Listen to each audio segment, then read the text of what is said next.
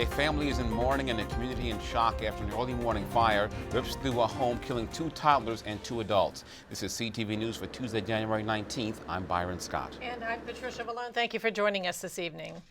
Well, it is one of the worst fire accidents in recent years here in Prince George's. 4 people are dead tonight, including twin 2-year-olds and their grandparents. CTV's Sonia Srivastava has more from Chillum.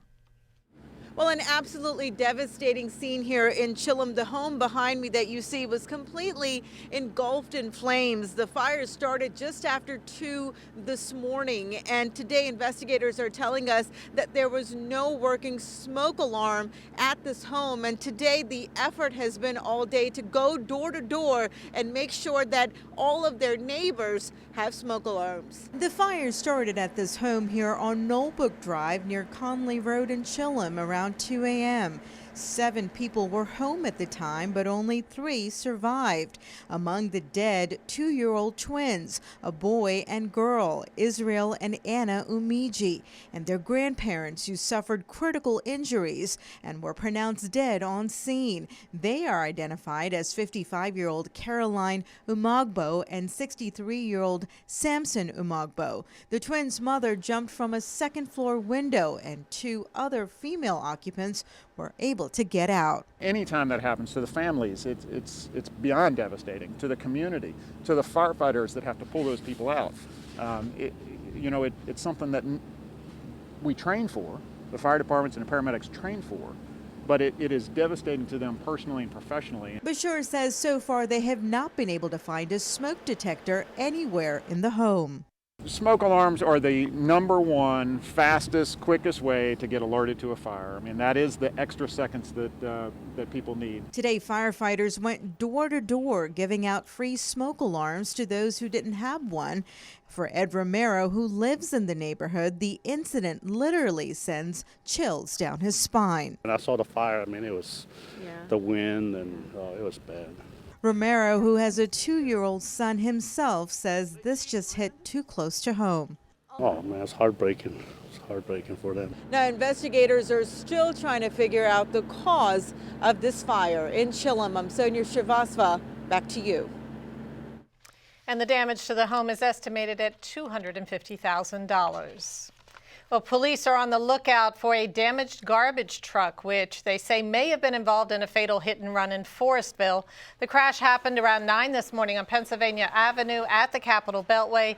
According to investigators, the truck struck another vehicle, critically injuring one woman and trapping her inside of her car. She died on the scene. Now, officials say the vehicle is either green or blue with red lettering and damage on the passenger side. Anyone with information is asked to contact police. A Prince George's nonprofit organization that helps people find jobs says it's having a tough time paying its employees the mandated minimum wage increases. New Horizons is hoping the state kicks in with more funding. Since 1969, New Horizons has been helping individuals with disabilities get job training skills and work. We provide support with people with disabilities. And one of the things we do in this building is actually do job skills, as well as we put people to work. This is New Horizons' Chevrolet location, where e-recycling takes place. Old computers, printers, TVs are taken apart, separated, and sold. Damon Allen, who's been with New Horizons for 3 years, lists items people can donate. Stereos and TVs, laptops and old computers, and everywhere, like baseboards, we're all taking the parts, and old phones. Allen is one of about 20 at Chevrolet who are working and getting paid. They make minimum wage. We love the minimum wage increase. It's wonderful. But Executive Director Peter Holden says it's a double-edged sword. While Prince George's minimum wage has been rising annually by law since October 2014, it's now $9.55 an hour, Holden says their funding has remained the same. Our big issue right now is what we call the minimum wage crisis here in Prince George's County, where the county has increased the requirement for minimum wage by over 20%. However, we're a nonprofit, no funding has been provided to pay for it. It means either we're going to have to reduce the number of workers or reduce jobs. So far, neither services nor people have been cut, but New Horizons and other nonprofits in the county, including all three services, are working to get increased funding. I think the county is very supportive, and we have complete faith that our elected officials will do the right thing.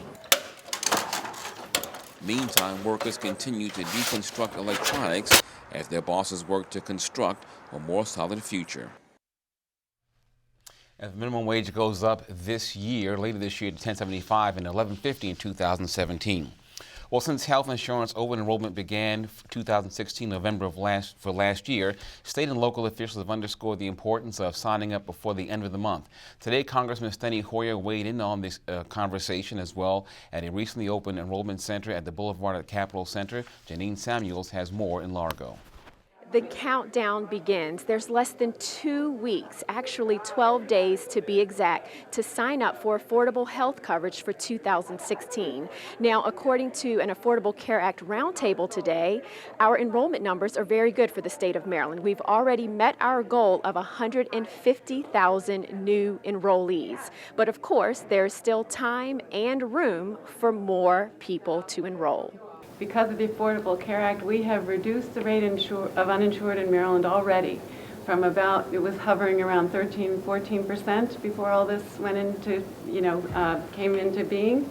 And it's below 5% now, and some people put it even lower. What the Affordable Care Act did was it sets us a process whereby we expect people to have health insurance. We're required to have health insurance. Why? Because they need to exercise their own personal responsibility and not just rely on the rest of us. What this system does is allows people to go on these computers or to go to the broker or go to the facilitator, the navigator, and say, look, this is my need, what is best for me, and get it from a private sector provider.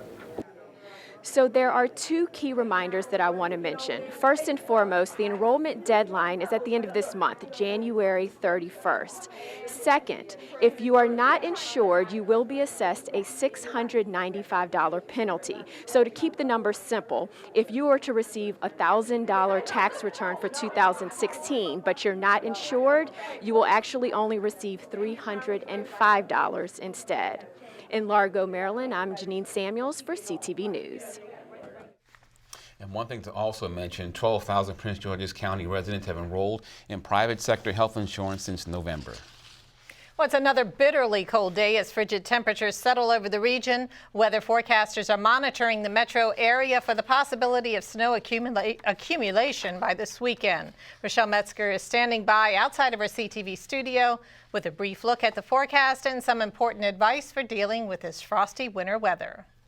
Step outside and there's no doubt about it. Winter is here in full effect. Today we're seeing temperatures in the 20s, but if you combine the already cold air with this gusty wind, it could feel like the single digits. Overnight temperatures will dip to the teens, and we could see a significant winter storm by Friday into Saturday. When it's this cold and windy, frostbite is possible after just 30 minutes of exposed skin being outside. And that goes for your pets too. If you're cold, they're cold. Anyone needing a place to stay during the cold snap can utilize one of the Prince George's County warming centers. They're open during normal park and planning business hours. It is recommended that you call ahead to obtain each facility's specific hours of operation. Now, it's important to dress properly for this kind of weather. Make sure that you have your head covered by wearing a hat. 40% of your body's heat can be lost through your head. They also say make sure that you're wearing something to cover your hands. And experts say mittens are actually gloves. Just make sure that they're snug at the wrist. You also want to wear a scarf to not just cover your neck, but to cover your face. And that includes your mouth and your lungs because they need to be protected from extreme cold.